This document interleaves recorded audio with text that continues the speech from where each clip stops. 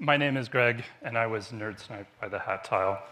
If you don't know, being nerd sniped is when you're presented with an idea or a problem that's so interesting that you can't help but just drop everything you're working on and start playing with it. And hopefully you're not standing in the middle of the street when this happens. So I first found out about the hat tile on Mastodon.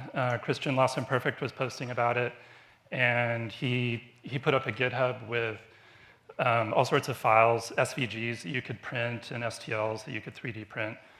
And I did that, and it struck me kind of early on that I could make a puzzle where all the pieces were the same. And how cool would that be?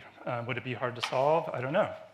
So I generated a patch of tiling with Craig Kaplan's software and started staring at it and figured out how this triangular lattice or hexagonal grid fit in, how to color the vertices of the hat tiles and figure out how many rotations there were in a tiling.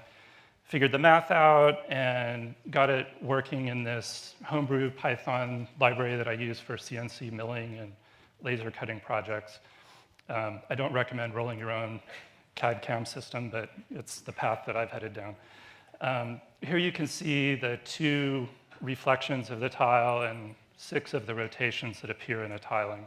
So from there, I picked a hex border and 56 tiles that fit comfortably within it. There are 49 in one, of one reflection and 7 of the other.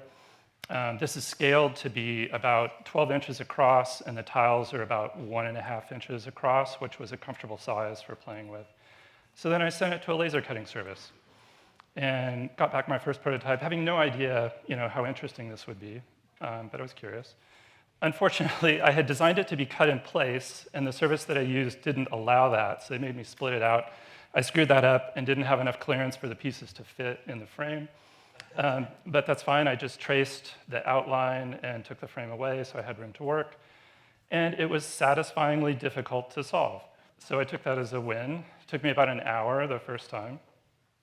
So I went back and fixed the clearance problem, experimented with 2 smaller puzzles, which I ended up not going forward with. The big one was kind of the sweet spot.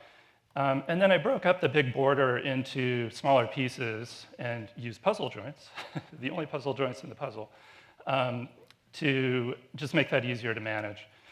Got that back, and it was still hard to solve, even the second time, and I considered that a success. So I made a larger order and packaged some up and sent them out to friends and family and was going to get back to my life. And literally on the day that I sent that larger order, the Spectre tile was announced. So I was not done.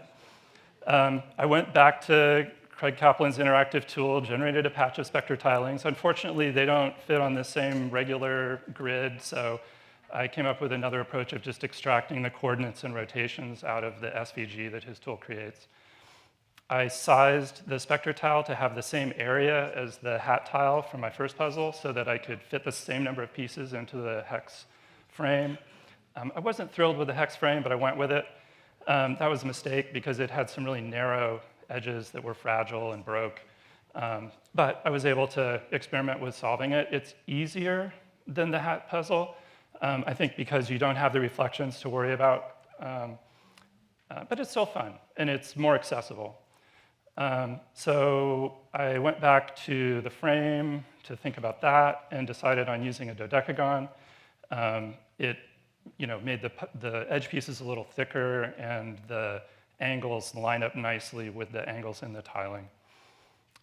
So satisfied with that, I placed another order, was happy with how that turned out, and ended up putting in another big order and sending out Spectre puzzles to all the people that got hat puzzles. And that's it. So I have a few left over that I've put on Etsy if you're interested. And I have a couple with me. If you want to find me at the break, we can play with them. Thank you.